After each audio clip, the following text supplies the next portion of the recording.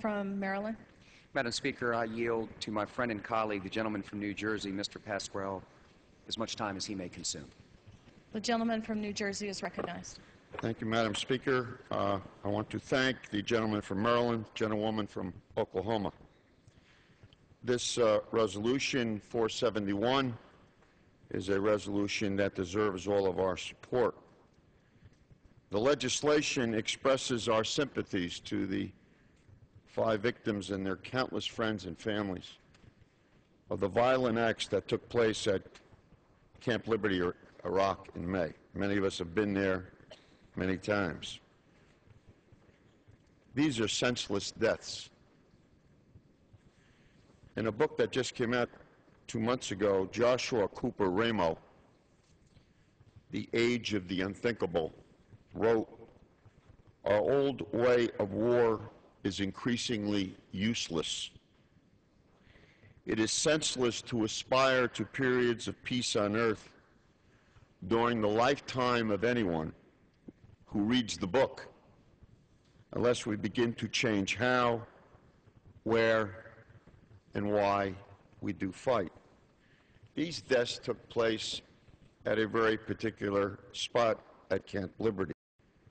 And both of the gentlewoman and the gentleman who spoke of the names and places where these 5 soldiers came from are on the record.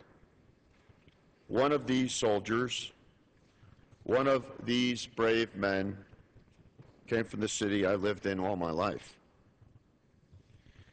Army Sergeant Christian Bueno Galdas was 25 years old. I honor, and we all honor, his sacrifice and his service. It exemplifies the deep sense of commitment that so many immigrants have for America. He was the youngest of 4. He came to this country, born in Peru, came here when he was 7 years old. He and his family settled in a gray house, neighborhood I grew up in Paterson, New Jersey, just across the street from the county road department, South Paterson. He attended high school at Passaic County Tech. And after graduating, he considered studying pre-med, but instead decided to serve his country and joined the U.S. Army Reserves. It was in this service to his nation that Sergeant Bueno Galdas became a citizen of the United States of America. He went into the service before he was a citizen. His dedication and love for this country was so great, he voluntarily signed up for a second tour of duty. How many times have we heard this? Then on May the 11th, Sergeant Bueno Galdas tragically lost his life, and Paterson in New Jersey, United States, lost a fine citizen.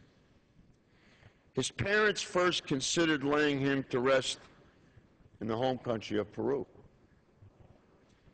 But upon reflection of their son's love of America and commitment to this great nation, Sergeant Bueno Galdas was laid to rest in New Jersey with full military honors. So we extend our deepest sympathies and heartfelt gratitude to his surviving wife, Gretchen, his mother, Eugenia, his father, Carlos, and 3 siblings. Sergeant Bueno Galdas was a courageous soldier, a loving husband, a son, a brother, fine American citizen.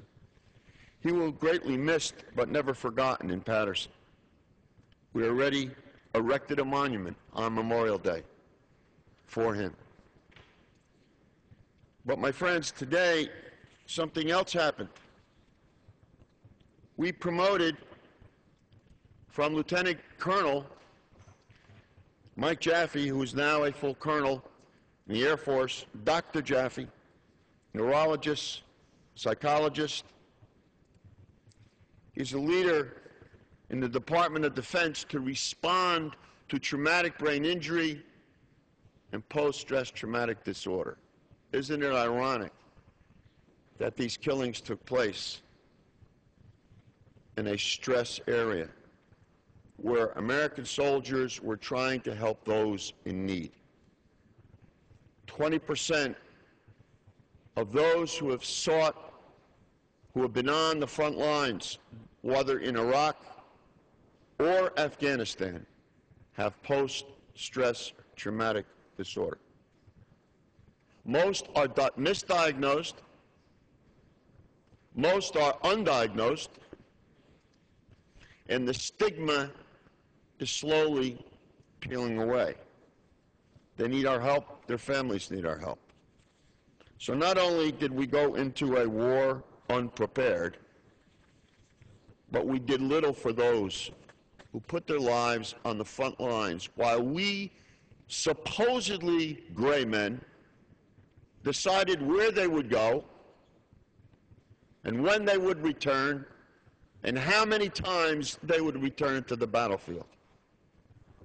We are fools, to say the least. We need to think about what's going on.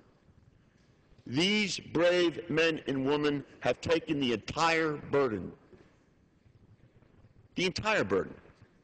while we act as if nothing happens. Be sensitive. I ask all of us to vote for this legislation and remember their families. God bless America. Thank you.